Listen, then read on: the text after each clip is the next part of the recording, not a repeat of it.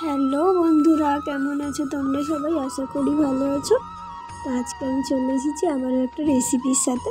তো আজকে আমি করে দেখাবো চানা মশলা। চানা মশলা তো আমার খেতে খুবই ভালো লাগে, আর অনুষ্ঠান বাড়ির মতো হলে তো কথাই নেই। তো আজকে আমি চানা মশলা বানাবো, চলো দেখা যাক কীভাবে বানাই। প্রথমে আলুগুলোকে কেটে নিলাম, কেটে নিয়ে ভেজে নিয়েছি তেলের উপরে আলুগুলো দিয়ে নুন হলুদ দিয়ে ভালো করে ভেজে নিলাম, ভেজে তুলে রেখে দিয়েছি।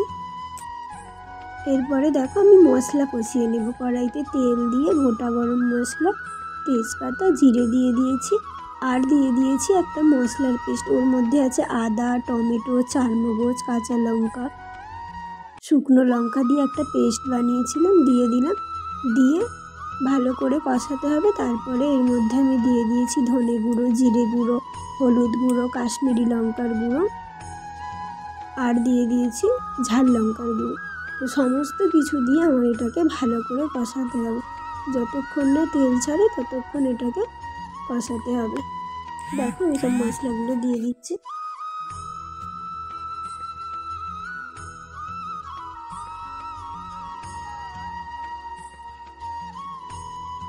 বিয়ে বাড়িতে এই শীতকালের সময় কড়াইশুঁটির কচুরি আর চানা মশলা তো খুবই সুন্দর লাগে খেতে। আমার তো খুবই ভালো লাগে। আর এইভাবে বানালে পুরো বিয়ে বাড়ির মতোই টেস্ট আসে, অনুষ্ঠান বাড়িতে যেরকম হয়। তো তোমরাও একবার বানিয়ে দেখতে পারো। তো কথা বলতে বলতে আমার এদিকে মশলাটা কষা হয়ে গেছে। আমি এর মধ্যে নুনও দিয়ে দিয়েছি। তো অল্প অল্প জল দিয়ে ভালো করে কষিয়ে নিলাম। তো এরপরে আমি দিয়ে দিলাম এর মধ্যে ভেজে রাখা আলুগুলো দিয়ে আর একটু কষিয়ে নেব। আলুগুলো দিয়ে আমি একটু কষিয়ে নিলাম। তারপরে এর মধ্যে আমি দিয়ে দিলাম সিদ্ধ করে রাখা কাবলি ছোলা। তো এটা দিয়ে আমি একটু ভালো করে মিশিয়ে নেব।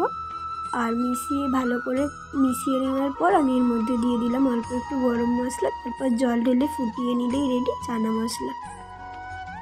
এইভাবে বাড়িতে বানিয়ে দেখবে। ভালো লাগলে অবশ্যই আমার চ্যানেলটাকে সাবস্ক্রাইব করে দেবে।